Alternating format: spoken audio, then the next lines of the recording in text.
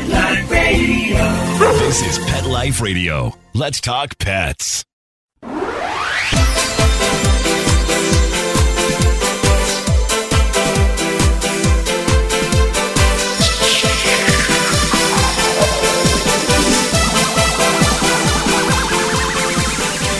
Hello! You're listening to Animal Party on Pet Life Radio. And you're listening to Deb Wolf. And I'm coming to you from Camp Good Dog in the Pacific Northwest. Yeah, it's a beautiful day. It's not hot yet. It's just starting to feel like spring. Hummingbirds are returning. The pond isn't frozen anymore. But I know that some parts of the world are going to face the heat a lot sooner than I will. And we will too. So we're going to cover some of those good products for when it gets warm, when it gets hot. And we're going to talk about a few other things with Stacy Mantle from Pets Weekly magazine. Welcome to the show, Stacy. Well, thank you for having me again. Welcome back. It's been a little while, not too long though. I would love to talk to you about, let's see, what to do. Well, you know what? I want to ask you about the litter. Okay, I see commercials all the time on TV about this litter that's lighter and easier, and it's way more expensive though. Is it worth it? In my opinion, for somebody that has a lot of cats and a bad back, it's totally worth it. I really like every lightweight litter I've tried so far. It's not as dusty. It doesn't seem to those really sharp odors that you get for cat boxes. I mean, not just from the cat, but from the litter. It's always intended to mask. And I hate that. This actually helps. The lightweight seems to cover up the scent better without over perfume. Does that make sense? Yeah. I have one cat of 7 who just reeks. Like she has the stinkiest poop. The rest of her is fine. And she's a nice cat and everything.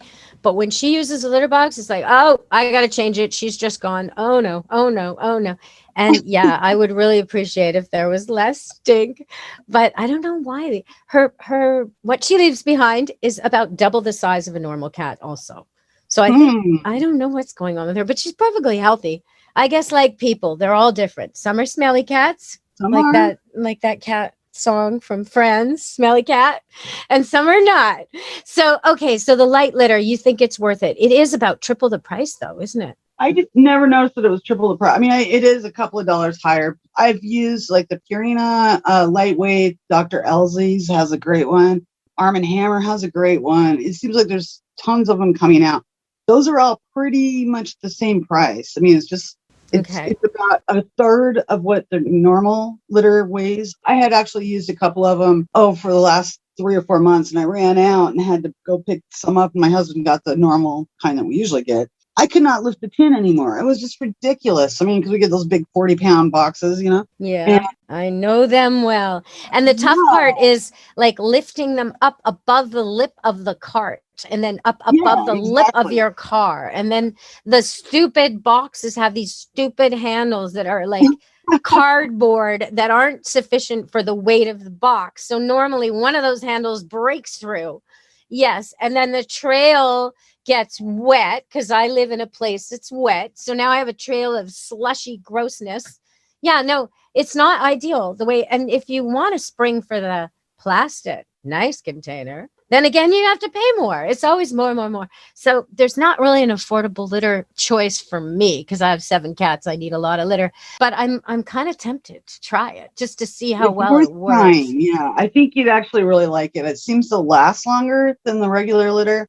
Oh, really? So that's a selling point. So that may help offset the cost a little bit because I've got 7 as well, as you know, and I go through a ton of litter. We have, 9 boxes around here. And it's keeping the dogs away and making sure. But really, the dogs don't bother it anymore or as much. They still will try to get in the rooms if there's, if they sense something. But if we do our normal twice daily cleaning, it's not a big issue. You just made me realize, okay, so you also have self-cleaning litter boxes, but not the kind they sell. Yeah, we don't want our dogs eating our cat poo. Even though they seem to think it's a delicacy, it can make worms go back and forth. It can cause all kinds of problems. And actually, it's just gross. Do you want to kiss your dog after he's been eating cat food? No, you don't. And when you see your dog with the little telltale signs of the litter on his nose, oh, no.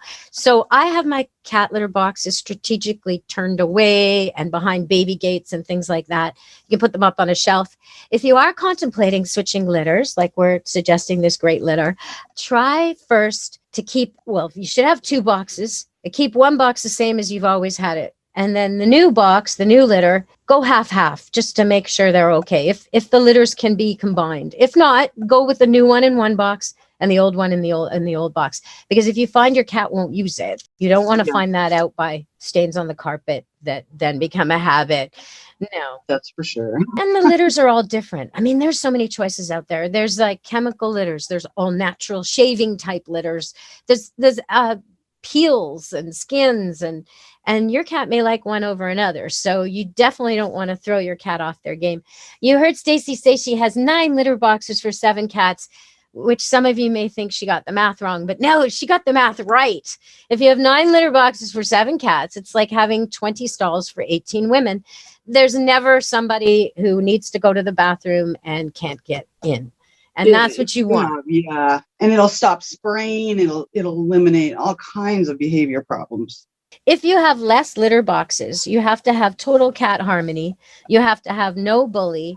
And you have to have the boxes placed all over the place so nobody can block them all. Now, that's tricky too, because usually people want all their litter boxes in some tucked away corner all together. And that means one cat can look innocent, but be blocking all the others from using the litter boxes. And then you get into a situation where you're mad at the wrong cat and you got a problem. So always have more litter boxes than cats. And if you change litter, keep one box the same. Okay, so we're going to go to break and we're going to come back. And I'm going to ask you about gene kits. This is the latest thing. And I've been approached by a couple companies. And I'm kind of toying with the idea of testing all my breeding dogs. And there's kits for dogs, there's kits for cats. How do you know which way to go? Well, we'll come back on Animal Party Pet Life Radio with Stacy Mantle.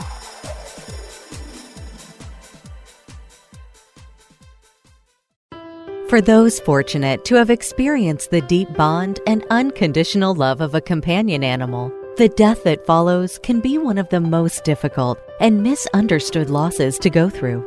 Many times, this devastating loss goes unrecognized and trivialized by family and friends, leaving grieving pet parents struggling to find healthy ways to cope with the loss. In And I Love You Still, a thoughtful guide and remembrance journal for healing the loss of a pet, Dr. Julianne Corbin calls attention to the difficulties unique to the loss of a beloved pet and provides an interactive and compassionate guide to help you process your loss and work towards coming to a place of peace and healing. For those interested in journal therapy and looking for a professionally written and compassionate resource to help understand and reconcile the grief associated with the loss of your pet, this book is for you. And I Love You Still, a thoughtful guide and remembrance journal by Julianne Corbin, is now available for purchase on Amazon and other major book retailers.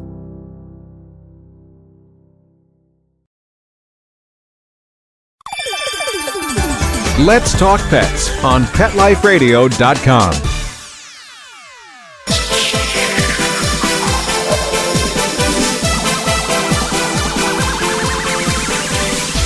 Hello, we're back on Animal Party with Stacy Mantle from Pets Weekly magazine. And I want to ask you about these gene kits. Are some better than others? Absolutely. There's so many, as you said, out there right now. And it can be hard to know which one to choose. I'm going to tell you straight up, my 2 favorite are Wisdom Panel for the dogs and Base Paws for the cats. Those are my 2 go-to kits, and I really love them. So let's talk about the dog one first. The reason I like the Wisdom Panel is because it also tests for the MDR1 gene, which is the multi-drug resistance gene. It's like a genetic mutations found in herding breeds. I'm sure you know about it, breeding and so forth. And basically it makes dogs more impacted by medication. So for instance, my dog had it. I didn't realize that, but Chase had it, and we had to totally change his medications up because he would either not react or he would react so hard on these things. And we had to go more of a natural route with him, and he did incredibly well on it. But once we found that out, we could make some changes to the way we treat some of his disorders. You know, that's interesting you say that, because years and years ago, I had a wolf herding dog cross, And I took him on one trip to Toronto on a plane, and the vet gave me meds for him to make him relaxed. And he was out cold for days. Like, it was just, I was like, holy cow. And I gave him half of what I was supposed to. And he was just like, whoa.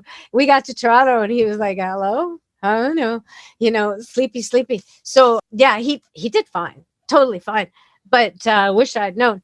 Okay, so that's good. So there seems to be, you can test for diseases. You can test for, like, is your dog really what the breeder said it was? Is it purebred? How many, 6 generations back? How purebred is it? Like, say it's supposed to be a golden doodle, it's supposed to be F1. Well, is it really 6 generations poodle on one side and 6 generations golden on the other? What did you actually get? And then, so that's one question people often have, especially when they have a mutt. They look at it and they go, I don't know. Everybody says something different. What is this dog? Okay, so you want to know, is that standard with all the gene tests, the ancestry, or is that something you sort of pick?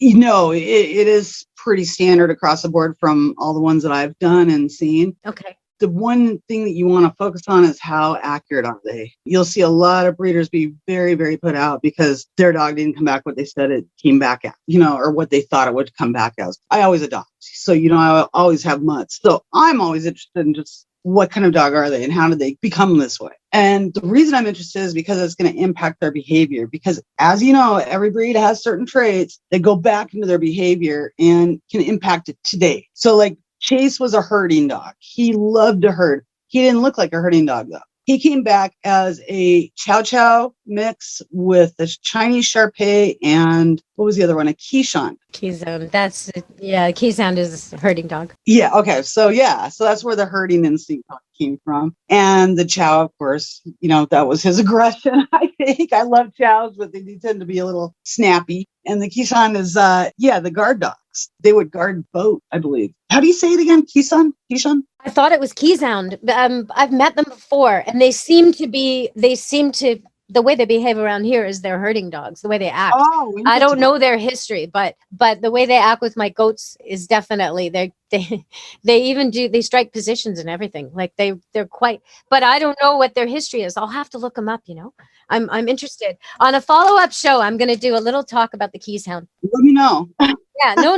I'll post it. It'll be on Animal Party Pet Life Radio, probably my next show. So yeah, because I've got a big breed book and it's easy to research.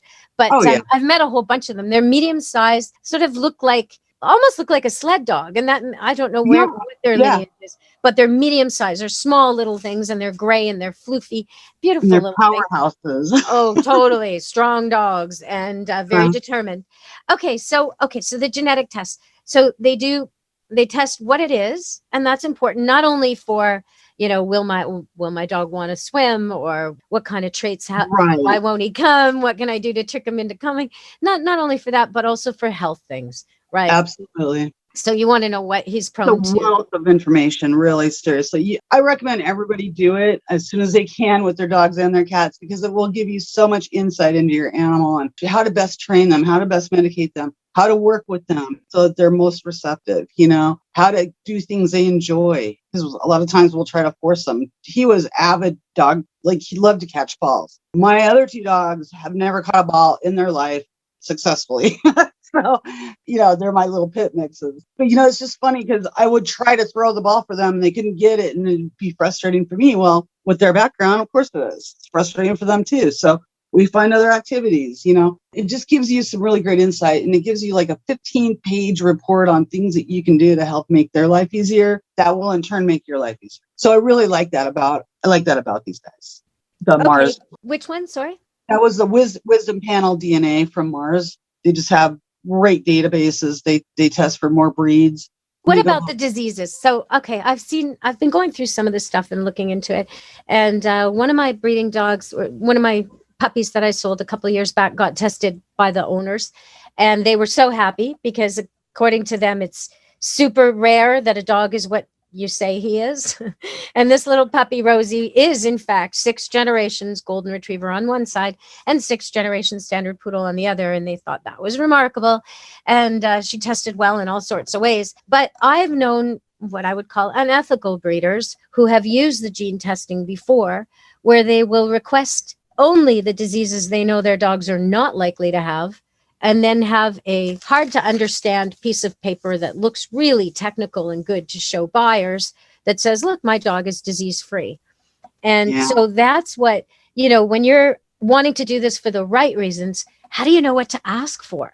Right? You got a golden retriever, you got a pug, or you got a shih tzu, or whatever. You got I don't know what he is. When you fill out these forms, is it easy?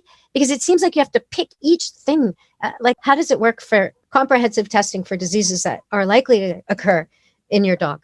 Well, the difference with that, with the way the more mainstream panels work, is you don't have to choose, because how would the normal person know what to choose? It comes back with what diseases or illnesses are your breed that is associated with your dog is actually prone to. So, like, for instance, an easy one, German Shepherd, might come back with dysplasia, things that you need to look out for. It doesn't directly test for that disease in that particular dog. Now, there may be some way of doing that, but with the mainstream ones, it will tell you what the indications are and what your dog is most likely to develop, but it doesn't tell you if they have it or not.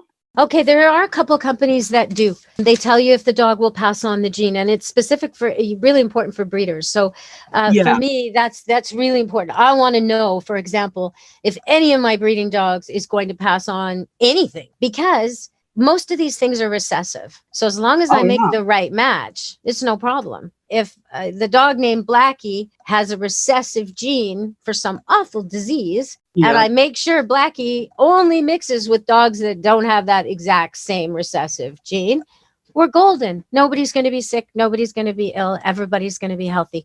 So if you're out there considering breeding your dog, this is really something you should be looking into.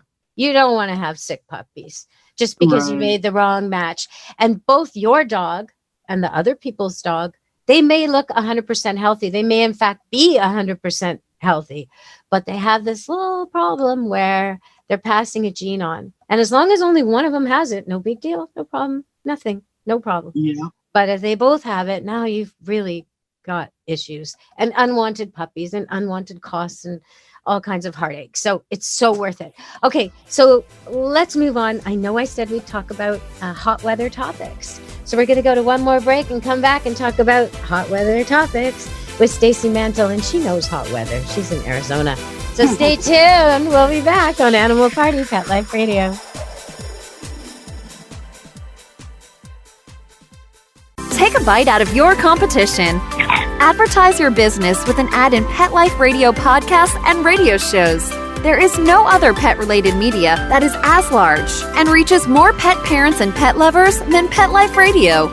With over 7 million monthly listeners, Pet Life Radio podcasts are available on all major podcast platforms, and our live radio stream goes out to over 250 million subscribers on iHeartRadio, Odyssey, TuneIn, Stitcher, and other streaming apps. For more information on how you can advertise on the #1 pet podcast and radio network, visit PetLifeRadio.com/advertise today. Let's talk pets. Let's talk pets On Pet Life Radio. Pet Life Radio. PetLifeRadio.com.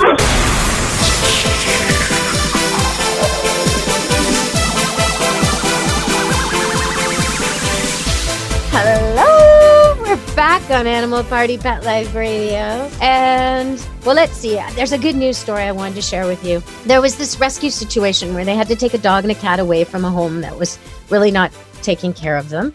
And after due process and all that, the dog and the cat got taken into care. The problem is they're both old. The dog is 100% blind or near blind, and the cat sees for the dog. Yeah. Aww. I know. So they were in the shelter for weeks, and we're all rooting for them, and they got a home. They got a home together. So the seeing eye cat and the blind dog got their forever family. So yeah.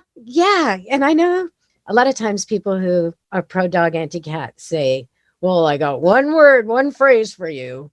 One thing you'll never see is a seeing eye cat. Ha, ha, ha. Yeah, well, this cat sees for this dog. It goes where the dog needs to go and meows. It also nudges it with its body. It will like walk over to the dog's food, walk over to things, walk over to doors, push it as through things. I mean, it's a seeing eye cat. There's no question. And no one taught it to do this. It just does this because it likes the dog. So I've seen dogs do this for each other without being trained. a couple of times. I had a blue heeler who didn't even like my Rottweiler. And she did it for him after he had a stroke and went blind suddenly. He would be out in the backyard barking, all confused, and she'd go out there and hurt him inside. Come on, old guy, just move this way. She'd sort of nudge him with her head and push him in like a cow. He was grateful, you know. So animals can be amazing, and I'm so glad these people in Alberta rescued this BC dog and cat. So they had a little journey, but now they've got a nice family home. All right, so let's talk about hot weather. I know you've got hot weather a lot more than I do. What do people need to do to keep their animals cool and comfortable? First of all, keep them indoors. I mean, that's going to be your first for extreme heat for like what we deal with down here in Arizona. Same with the humidity in the east. Do as much as you can to keep them indoors. It's just safer for you. It's safer for them. These heat things come along and, something can happen. It's just, there's a lot of horrible things that can happen in the heat. Well, the car, never leave an animal in the car. That's number one. Exactly. And it goes so fast, minutes. It's so fast. And then, if your animal, just like we've said before in cold weather, if your animal's used to cold weather and now there's a heat spell, a heat wave, even though it may not seem extreme, it may not be Arizona heat wave. If your dog's never seen heat like this, or all of a sudden it hit, he's in trouble. He has his winter coat. So you're going to need shade and water and air conditioning, and you got to help him out. Yeah, absolutely. And even if you're traveling, make sure you have a humidity monitor in your RV or your car, so that if your car does shut off or something happens to your vehicle, which you're putting a lot of trust in, your dog can die within minutes in there. In fact, we just had it happen last year to a police officer who left his dog in the car like he normally would. Something happened with the car, it failed, and the dog died. It's a horrible, horrible thing, but it happens every single day. So please be aware of it. Oh, that's terrible. It's a terrible thing. So with that said, let's move on to what you can do to help. Watch out for blackouts, because again, that's something that you need to know is happening. So all these video cameras that have temperature monitors on there now on the homes, when you log in, you can see what your home temperature is. Really important when your air goes out, so you can get home and make sure your pets are taken care of. Those cameras are invaluable. Self-cooling beds are really wonderful. They help, especially like I have cats that still love to go outside. They have a big enclosure and they'll lounge in the sun during the day. Some animals just love it. And if they're born and bred here, they may. Just like some winter dogs love winter, They're designed for it. They feel that way. They can handle it. The main thing is to have lots of water and lots of air flow. Those are your two key things. So elevated dog beds, wonderful for the patio or anything when you're outside. Make sure they have shade. Swamp jackets are great if you're doing a coat. And a swamp jacket is what you do. You spray it down, you get it really soaking wet, wring it out, put it on your dog, and it just creates a cool breeze. Kind of like the cool shirts anymore. The more you sweat, the cooler you are. Yeah. Like those little scarves people wear. They wet them in their neck. Yeah. So those are the key things right there. Okay. And what about the sunburn and sunscreen and all the issues? My two dogs now they love the sun. They love being outside. They're pit bulls and they're just really thin coated and they just love to be outside. One of them is black and white and the other one's white and black. So the white and black one is the one I worry more about as far as laying in the sun, because she's more prone to skin cancers and things like that. So we got her a shade shirt, they call it. And it's a super ultra lightweight shirt that she can wear and lay in the sun, still be warm and feel the sun on her, but you don't have to worry about all the ultraviolet ultraviolet rays and things like that. So that's a really cool little thing that came out. I believe it's gold. Let me see if I can find. I'll see if I can find it and send you the info. Well, sometimes people use sunscreen on dogs, and there are special sunscreens for dogs. But if you don't use the special stuff, you can end up with a real bad case of diarrhea when they lick it off. So really watch for that. And shade is always important. If you're going on an outing, if you're going to the beach, if you're going anywhere, your dog, if he was a wolf or a coyote, he would not choose to be out in the midday sun running around, most likely. And there are some dogs, like Stacy's saying, dogs who are acclimatized to it with short coats and used to it, sure. But most dogs, they want to be with you. So they'll sit in the hot sun because you're there, or because the picnic basket's there, or the kids are there. But they really, really, really appreciate some shade. If you make shade, they'll dive into it because they need it. So, and the black dogs overheat quicker than the white dogs. The white dogs with their pink skin and pink freckly pigment, just like people, the paler the people, are more likely to get sun damage. But the black dogs, just like vehicles or clothing, when you're wearing a big black shirt, you get hot in the sun. They get hotter. So you definitely need water and shade for those black dogs. Okay, so I'd also like to talk about dog beds and whelping pens, because on a previous show just before Christmas, I told you about these dog beds I bought and I was all happy with them. And they're raised so the dogs won't get too cold or clammy. So if they're damp, they dry. And they were supposed to be chew proof and durable and all this good stuff. And I ordered a whole bunch of them for Camp Good Dog Kennel. And there's, I think, one that I've repaired that still exists. The rest are all debris. They did not withstand Camp Good Dog, nowhere near. So I'm putting out a challenge. Those were the 5-star reviews. Those were the Amazon picks. Those were the best I could find. If anybody out there makes a raised dog bed that they think, large or extra large, that they think can handle a commercial dog kennel, I invite you to get in touch with me, because I would love to test it out and see that it actually stands up. In the meantime, I have made my own. I've had to make all my own dog beds and my own whelping pens, by the way. So if you're a maker of a whelping pen and you think you can stand up to Camp Good Dog, which is actually not a huge extreme use, my whelping pen use. It's just a normal 50 to 60 pound mama with her normal litter, and yet they don't stand up. They do not stand up. The piggy rails fall off. The edges get bent or chewed. The finish wears off. They don't stand up. And then they stand up a little better than the dog beds. The dog beds are toast. They're chewed to pieces. The frames break. The fabric gets destroyed. So if you make whelping pens or you make dog beds, if you can send me the one that works, I will give you some radio PR. I will give you some YouTube video. I will be so happy to plug your product, because I've been looking all these years and I'm still making my own. So Stacy, what do you think about that? I would love to see one too. I think an indestructible pet bed is sort of an oxymoron. It's rates right up there with military intelligence, doesn't exist. Nobody ever knows really what it does. Dogs are just super aggressive. That's just the way it is. Same with dog toys. Indestructible dog toys don't exist, but there are some that are better than others. And I will say that. It's just, I would understand if I had made the mistake and put a particularly mouth chewing dog puppy into the pen and they'd gone at it like a toy. I would understand. But I'm just talking about claws, normal up and down. Like they're just not handling it. They're not handling the weight of a couple dogs jumping on them. They're just not. Are you looking for like a elevated bed then? The elevated frames? Yeah. Have you checked out Canine Ballistics? They have a great one. Well, I'll check it out. I will. Yeah. Because I have not tried it, but I've heard great things about their beds. Oh, you haven't tried it. Oh, so you set me up to try it. Yeah, I know. But, Orvis has a good one too. And I really like theirs. Which one? Orvis Tough Chew. So, can you spell it? Yeah. Orbis. Okay, Orvis. Tough Chew is it's just a more indestructible bed. Okay. It's not indestructible. It's more sturdy, I guess, or I don't know. It's your dog's less likely to destroy it. Okay, so I did mention coyotes briefly today, because I was saying that if a wolf or coyote were to choose an outing, he would not go out in the midday sun on the beach.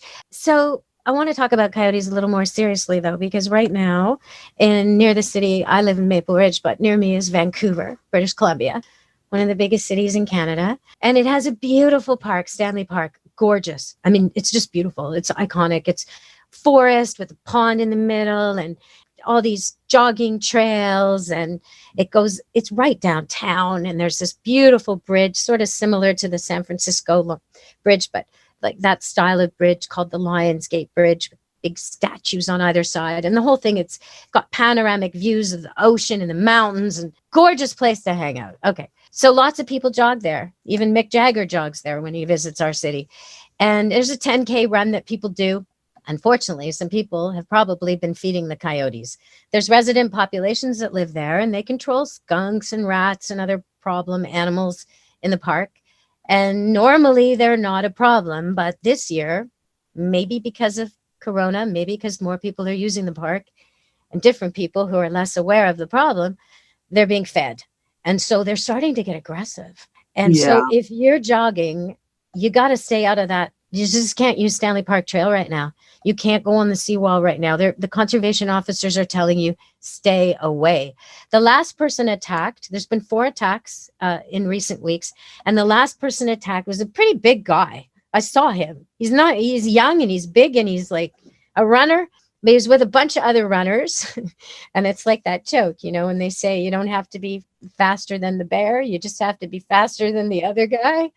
Well, he was the straggler. He was the last jogger in a group of joggers. Don't be the last jogger. Anyway, so he got attacked. The coyote actually bit the back of his leg and he turned and faced it and it tried to attack him again.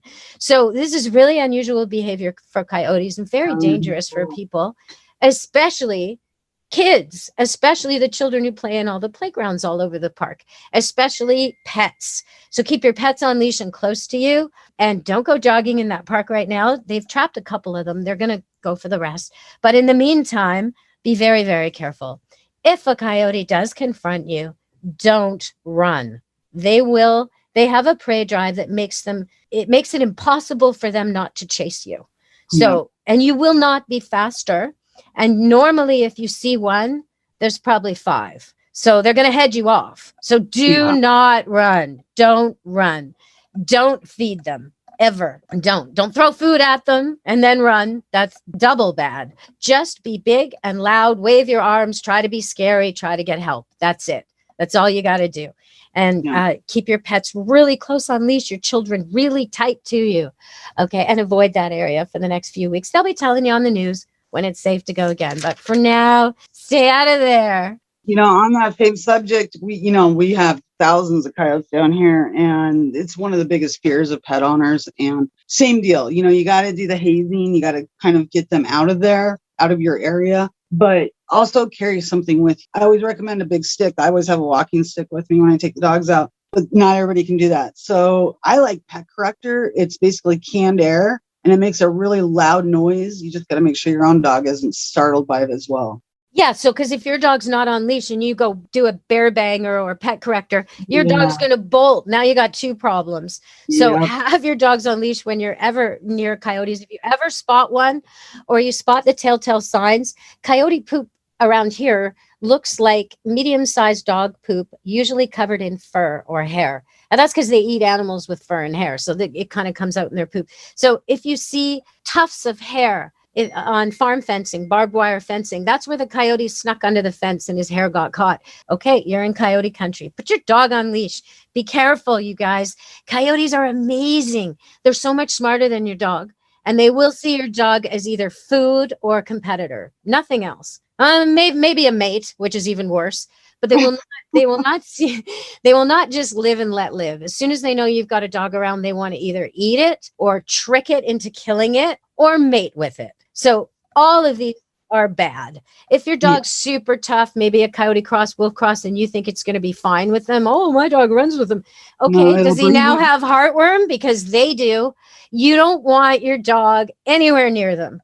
They will feign lameness. They will feign friendliness. They will send the one in heat out. They'll do anything to trick your dog into an ambush, and your dog will fall for it. So, well, most dogs. My wolf cross never did, but my Rottweiler sure would have. So, really think about this. Really, really, really be careful. We've also had a rash of mountain lion predation around here in an area called Poco, which is a really fancy suburb. Nice houses, and they do have bear problems there, but they don't usually have cougar problems. And lately there's been footage of 3 or 4 cougars sauntering down midday down a subdivision, caught on outdoor cameras. There's been 1 pug gone, just taken, gone. There's been another one, a little dog that survived, terribly mauled, looks a mess, but it will survive. And lots of different incidents with people having to try and rescue their pets and chase the cougars. Cougars can scale anything. So can coyotes. Coyotes can jump like you wouldn't believe. So because you think your 8-10 foot fence, your condo fence is protecting your little puppy or cat, it's not. The animals that we're talking about can jump in, scoop up your pet and jump out again, and you won't even know they've been there. So if you've got cougars or coyotes in your neighborhood, please keep your pets with you. Go out with them for potty breaks. I can't stress that enough. Yeah, we had a situation where one of our terriers was attacked by a coyote, and luckily it was my parents' terrier. And luckily they walked outside right when the coyote was leaping the wall or trying to with the dog, and he survived it, thank God. But yeah, 1 second later, the dog would have been gone, and we wouldn't have known what happened to him at all. I mean, it's just a horrible thing. Okay. Well, I didn't want to end on a sad note. I want to end on a happy note. There's another story about the snow, and that I saw on the news recently, that someone realized that their cat didn't like snow because there was one paw. The door was open, and there was one paw print, only one paw print. The cat put his paw in the snow and went, no, thank you. Went back inside. So there was a video on TikTok the other day about a cat that just went out for the first time to see snow in Texas. Or maybe it wasn't in Texas. I don't know where it was at. Anyway, it was really deep snow, and he was on leash and he was on harness, so no big deal. But he walked off and thought it was amazing stuff, and walked up on the balcony and jumped off into the snow and just disappeared. Luckily, they had the leash on him, but they got him out right away. But that was his experience with snow. It was so funny. Wow. I love snow, and so do dogs, and some cats do too. I had a cat who used to go out and almost breakdance in it. She would roll around in it and chase things, and a lot of kittens like it too. But do be careful. If you've got weather extremes, whether it be hot or cold, make sure you feel the ground. Imagine what it would be like to walk barefoot. Look at your animals. Think about what you're wearing. Are you wearing a lot more than them or a lot less? Because that's not fair. If you're going for a run in the heat of the day and your dog isn't used to it, rethink that one.